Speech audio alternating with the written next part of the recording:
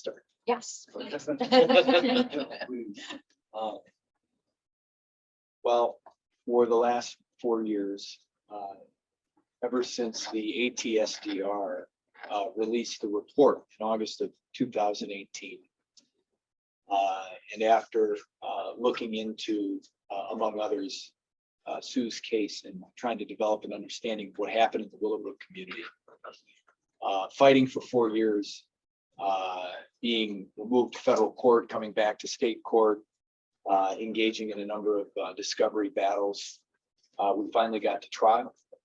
And then, as you know, after nearly 6 weeks of trial, the jury came back resoundingly on all 12 counts, not just on negligence, civil battery, and public nuisance, but also on willful and wanton misconduct, meaning that the jury found that the defendants, Griffith, now Griffith Foods, formerly Griffith Laboratories, the company that opened the Willowbrook facility, chose that location recklessly because it was way too close to homes, including Sue's home, which was just a third of a mile away. And then Sterigenics, its subsidiary, which operated it throughout until 2019 when it was shut down. And then, of course, Sotera, Sterigenics parent company, all three defendants found guilty on all 4 counts against them, including willful and wanton, which ultimately led to the punitive damages award. And so what this verdict tells us, and what it should tell not only these defendants, but any folks similarly situated who are dealing with dangerous chemicals, where the decisions in the boardroom matter to people in their bedroom, in their living room, their family room, kitchen table, that the decisions in the boardroom can't just be about costs. The decisions in the boardroom can't just be about distorting science to make it appear as though it's in your favor, which is exactly what the defendants have done over the years and tried to do during the course of this trial. But rather, those decisions in the boardroom need to take into account people like Sue Kamuda who live nearby, particularly when dealing with a potentially harmful chemical like ethylene oxide or any other harmful chemical that's a carcinogen that threatens people's health. That when corporations are making decisions about how much risk to impose on the communities in which they operate, it should be zero. And that's what the jury said today. That verdict would not have been what it was if it weren't for Sue, not just the strength of resolve that she had in the lawsuit, her incredible testimony, but just throughout her life, she's been a fighter, and it's no different now, and is a major part of the result that occurred today. Is the fact that Sue Kamuda is the person who she is. I said it in opening statement, she is a beautiful person. The jury came to understand that, they understood that at the end of the day, she had been victimized, and they wanted to make it right. What a phenomenal jury. What an unbelievable plaintiff in Sue. And then the legal team that she had was second to none. So my name is Patrick Salvi Jr., but it's not about me. It's about the team that's also with us. Jen Cascio, Roisin Duffy, Maggie Galka, Scott Edton, Lance Northcutt, and we're also missing 2 members of our team, Sean Collins and Deanna Pijos. And so just an unbelievable legal team and an unbelievable plaintiff. So Sue, you wanted to say a few words as well. Yeah, I wanted to thank the jury again. They're incredible. They paid such good attention, and they're just you could tell they were just really good people. And these guys are unbelievable. I just couldn't have gotten. I got lucky. I'd like to thank the Sterigenics group too. They were so instrumental in helping get rid of Sterigenics from our neighborhood. And it was so good for our story to be able to get out, because there was we were all handicapped, not being able to talk about my son. He was diagnosed with cancer last August with lymphoma. We couldn't talk about that. There's probably 800 people, following. So I hope that this makes it easier for all of them. That's right. Sue as the first case we think this ought to set the tone. I mean, there's a lot of victims out there, and we're ready to do this again and again and again if we have to. There's a lot of Sue Kamudas coming later. They are entitled to be heard as well, and I think also deserve justice. So this was a step in the right direction in that regard too.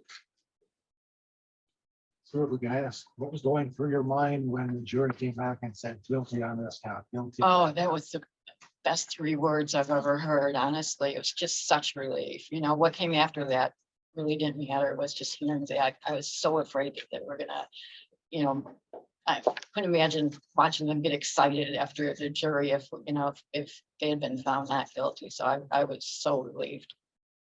Patrick? I'm sorry, go ahead. There are a lot of Sue Kamudas out there. What made you want to take a step and go the legal route? To shut them down. They were still operating, you know, and we encourage people to sign up and be part of it to help get them out of Willowbrook. Did it seem like an uphill battle?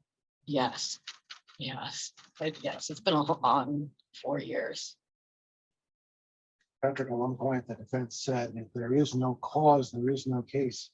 Was there ever a moment in the mind where we wondered if the jury would make that leap from the ethylene oxide causation to the cancer, or if you thought it could be anything else? Sure. Well, we felt very confident in our causation case in the sense that the Environmental Protection Agency did an extraordinary review of all the literature as it relates to ethylene oxide, its genotoxicity, its carcinogenicity, its mutagenicity. I mean, at the end of the day, this chemical is a sterilant. I mean, it sterilizes things. So to think that it's not going to be a problem when someone like Sue is breathing it in with every breath, trillions of molecules from the plant into her lungs for 22 years, every breath that she's at home, that wouldn't have made any difference whatsoever in a woman that had very low risk factors for breast cancer, was not positive for the BRCA gene, no family history, and it had nothing to do with it. So we were confident that they would see through that defense. And one thing that the Environmental Protection Agency ultimately determined is, hey, look, when it comes to environmental levels compared to occupational levels, it's just 2 different animals. It's 2 different means to be exposed. One, there's a duration that is just different. It's not 8 hours a day, 5 days a week. It's whenever you're at home. And so the defense tried to have the jury kind of ignore those conclusions, but I think they saw through it. They saw our evidence and ultimately, I think, made the right decision. And according to the jury, after they went back into the jury room, we were able to talk to them after the verdict. That wasn't too difficult of a decision for them, that they came to that decision relatively quickly, that there was causation, and then they moved on to the counts to determine fault. They actually came back with a greater number than you had suggested in court, but that surprised. Well, whenever I give a closing argument, and as I did here, I tell them, hey, these are just my suggestions. It's up to you. And so we trust the collective wisdom of those 12 people. And they saw the evidence just like I did. We never want to overshoot and ask for so much where they think that we don't have credibility. I thought that the numbers I asked for were reasonable. They thought it was ought to be even more. So I commend them for having that courage. Sue, I'm wondering when the defense was essentially saying there's no way that your breast cancer could have been caused by the pollution, and bringing in all kinds of experts to say the same thing, what was going through your mind? It was hard to listen to. It was really, it was really hard to. And Patrick, do you think that did they kind of shoot themselves in the foot by essentially trying to deny reality of what the EPA said they concluded? They seem to be saying at multiple points that what the EPA concluded was not actually scientific valid. Right, and we've seen this, especially when we were doing discovery. We saw their efforts in fighting the EPA's conclusion going back to 2006. And so the evolution of these studies is that NIOSH, an arm of OSHA, had been looking into it for many years, came to various conclusions in the early 2000s. And by 2006, the EPA had already arrived at very similar conclusions as to the finalized report. And with the internal documents, we saw that they had been fighting that for over a decade. And not only, and then after it came out, they wanted to get it taken down, and they tried to use their relationships at the highest level of government in order to do that.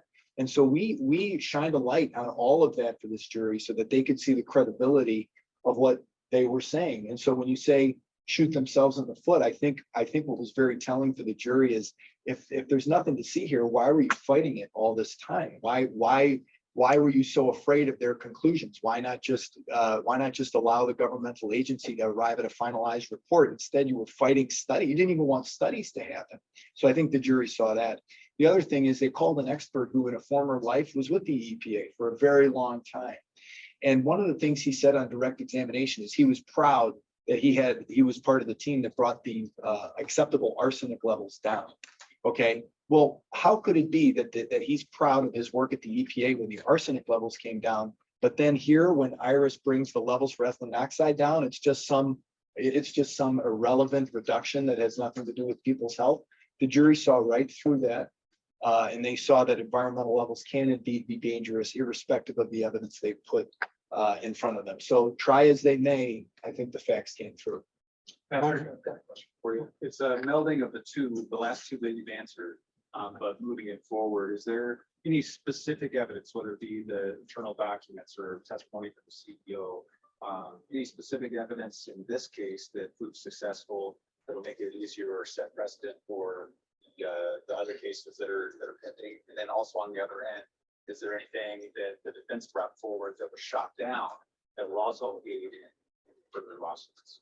Yeah, so I mean, every case is its own case. So I think the lawyers handling any individual case, they're going to adjust. But the bottom line is, when you look at the evidence in this case, number one, it is true that for many years, really going back to the early 80s, this industry has fought the truth about ethylene oxide getting out there. And then finally, when it did, it took a little while and people were unfortunately harmed along the way.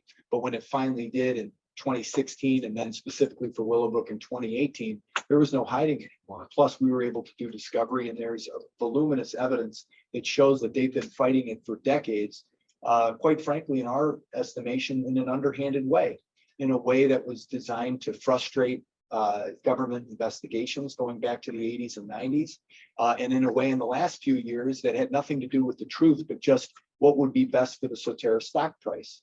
And so the jury saw all of that. So going forward, I hope at a minimum, the defense understands that there's that a jury like the one that rendered their verdict today, they're going to see that evidence and they're going to hold that against them, as they should.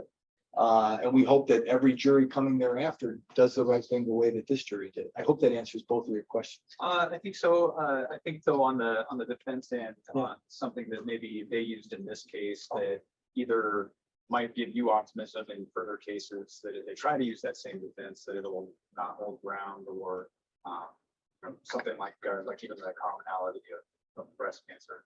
Sure. Well, and one thing about the commonality, as common as breast cancer might be, the ecological study that was done in the Willowbrook area showed that there's too many breast cancers. And I made sure that the jury understood that when I gave closing argument, and, all the lawyers here that, we all had witnesses, and made sure that the jury heard that evidence. There were too many breast cancers in Willowbrook. How do you explain that other than there was ethylene oxide being emitted into that community at needlessly high levels for decades?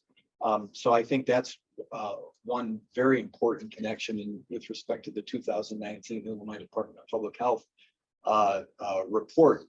And then in terms of their causation evidence, I mean, they gave us their best punch, and their best punch was, in our estimation, kind of cherry picking the best evidence from some of the studies, the epidemiological studies that are out there, kind of cherry picking the best evidence and showing that to the jury and hoping that they bite, and they didn't. So we weren't shocked by that, but we were gratified that they saw through that cherry picking and saw the evidence that we presented, that this is an insidious chemical, caused too many breast cancers and other cancers in the Willowbrook community, according to the 2019 ecological study in the Willowbrook area.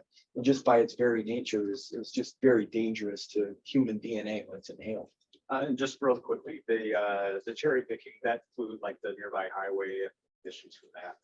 Yeah, sort of, but it also would include from the epidemiological studies, focusing on the very high concentrations that workers would get and ignoring the fact that EPA, in conducting their thorough analysis, concluded that you can't look at it that way because the risk goes up very steeply even at low environmental exposures, and then it plateaus off. And so I know this is kind of getting in the weeds, it's highly technical, but at the end of the day, they ignored the fact that environmental exposure is dangerous. There's plenty of evidence to support that. And they acted like, well, it's only when you are exposed to so much like in an occupational setting, but that's just not what all the evidence shows. It's No, just a piece of it. I think we all understand that, because I was going to ask you, but I didn't want you to have to go into the weeds of the difference between the people actually standing in the room on the videotape, having to clear the room as the emissions are made, and the difference between that and maybe someone who's living third of a mile. Right. Well, the studies also show that the duration that you're exposed to makes a big difference. So even if it's at lower levels than occupationally, when you're breathing it in, every breath you take at night when you're sleeping at home, every breath over the weekend when you're, watching the Bears game or what have you, when you are breathing it in for that duration, the evidence is shown, and the EPA concluded, and the evidence we put in a trial proved that that's just as could potentially more dangerous than occupationally, because you're getting that damage constantly over time. So the jury saw that. Doing that over decades. And over decades, Sue was exposed to it for 22 years before she was ultimately diagnosed. We also had a dispute with the other side about our former governor and his involvement, his company's involvement, his private equity firm's involvement in Sterigenics. But the judge was really narrowly focused on what you could tell the jury. What do you think about that now that it's over? Well, some of that was talk about getting in the weeds, really in the weeds evidentiary rulings that involve hearsay rules that I don't want to bore your listeners with. But at the end of the day, the evidence that we did get in as it related to Bruce Rauner is that his administration actually did delay the uncovering of further information. There was a letter that the chief of staff at the Attorney General's office sent to the administration, really bemoaning the fact that she couldn't believe that the IEPA under Alec Messina, who was appointed by Bruce Rauner, was slow rolling information to the Attorney General's office after this really bombshell news came out in Willowbrook. I mean, that was pretty unbelievable. And then during the course of this case, we were able to learn that irrespective of what he may have told the public, Governor Rauner did in fact have a financial interest in Sterigenics during the time that there were delays in getting information to the Attorney General's office. So really, we think the whole arc of the case back to the early 80s when there were shenanigans as it related to the NIOSH investigation through the end, really, you could say even through today, certainly through the last couple of years, where they have tried to get to high levels of government to help them win these cases. And it just didn't work. The jury saw it, we did the discovery to show it, and they saw right through it. So what do you want to say to those people whose cases are still yet to be heard? It's a lot to go through it. Every time somebody asks me how I was doing, I say it's a lot. And it is a lot to get through, but like I said before, hopefully this will make it somewhat easier for them. I think they should show the same perseverance you have up to this point. Yes, it's worth it. When you hear that guilty verdict in the end, it's worth it. So can Not that I could do it all over again. I'm sorry. Sue, can I ask you a question?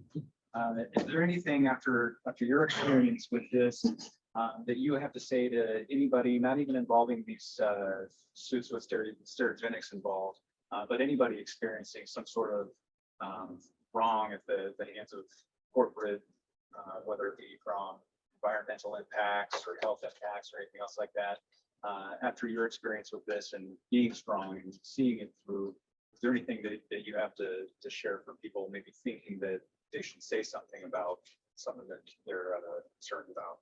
Corporations aren't your friend, and find a good support team to help you, because you're going to need it. You find good attorneys like I did. I can't tell you, I speak for the lawyers behind me and next to me and the members of our team that are here right now. What an honor and a privilege. I said it right before I gave closing argument. What an honor and a privilege it has been for us to represent Sue. Just unbelievable, and she's just such a special person. Thanks for putting up with it. That's it. Thank you. Thanks, everybody. Thank you. Yeah. Thanks for reporting it. So that one, I was. No, come back tomorrow.